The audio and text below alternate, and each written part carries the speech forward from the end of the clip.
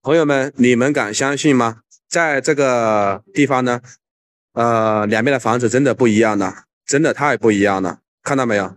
你知道哪边是上海，哪边是江苏吗？在这个上海呀，与江苏呢有个交界处，是在昆山和那个上海的一个农村里面，但是两边的房子啊各不相同。看完之后真的是让我感到不可思议啊！可能眼前的朋友们都发现了，这位置的环境是真的好。青山绿水，看到没有？这边的菜呢也种了很多，远离了城市的喧嚣，家家户户都有小车。那你知道这个江苏嘛，相对于上海的直辖市来说的话，可能城市的建设各方面都要略逊于上海，但是在这个农村的地方，真的是显现出来截然不同的景象。可能上海的农村人呢都跑到上海市区了吧？这边呢就是江苏昆山的房子，看到没有？家家户户都是那种豪宅。不得不说啊，南方人真的有钱了。在上海这边呢，你看到没有，像一个小村落一样的这种房子，特别的老，特别的旧，真的就是感觉这边的人呢都已经离开了，可能是在这边呢没有什么收入了。但有些江苏的人呢，他们就习惯于在农村老家重新盖房子。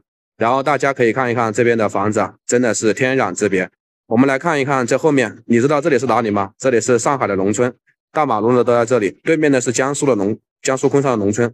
不得不说啊，这两边的位置啊，真的是看得我如痴如醉的，感觉就像不是同一个时代的产物。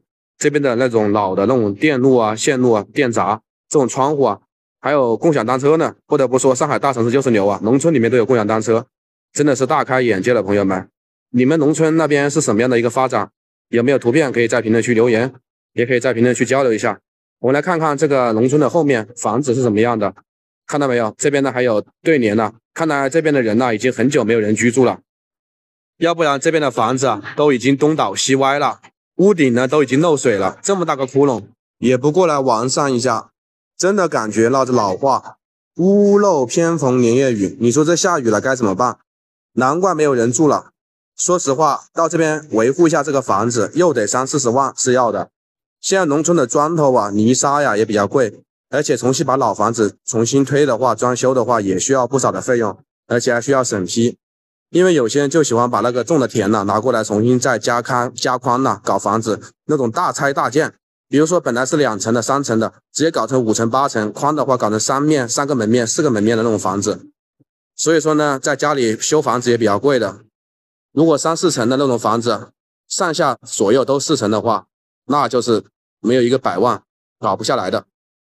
所以在农村建房子比较贵，难怪那么多人都愿意到城市买房。说实话，在城市买的房子虽然价格贵，但是呢，至少城市的交通便利，比较配套。如果在农村的话，没有车的话，现在出行有路有什么用？没车还是白搭。看看这边的茅厕，上海的茅厕居然长这样。不得不说啊，上海的农村人还挺会享受生活的。看看这边地里面的橘子也吃不完吧，在农村里面的话就这样，一般也不会浪费，都会给鸡呀、鸭呀、鹅啊、猪啊都这样的。说实话，农村也比较朴实，从来不会浪费一滴粮食，他们知道种粮食的辛苦和不容易，所以不会浪费任何一点的土地，连这河边的一小块的地方都用来种东西了。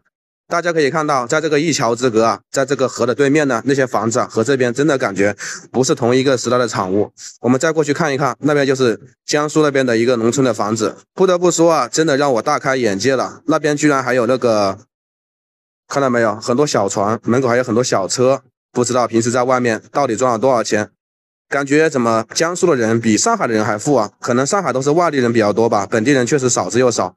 可能由于江苏人呢，他习惯于在老家然后农耕啊，享受这种田园生活。上海人可能喜欢那种节奏比较快的生活吧。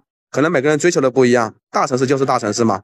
看看这后面的田地里面，基本上两边地方都差不多，可能是由于离得比较近，都有养殖这个什么东西的，不知道里面种了什么。朋友们，你们觉得这两边的交界处房子感觉怎么样？环境又怎么样呢？